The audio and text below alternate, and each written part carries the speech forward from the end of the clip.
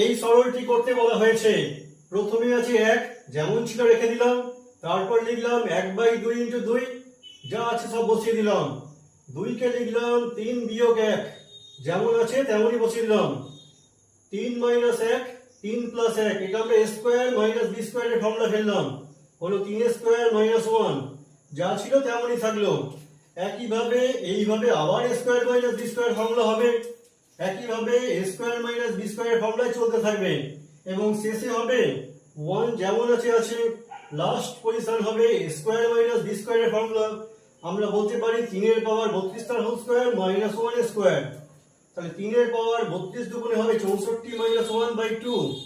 যোগটা করব 2 লসাগু, 2 × 1 = 2, 3 এর পাওয়ার 64 - 1, তাহলে পড়ে রইল 3 এর পাওয়ার 64 + 1/2। এটি হলো অ্যান্সার।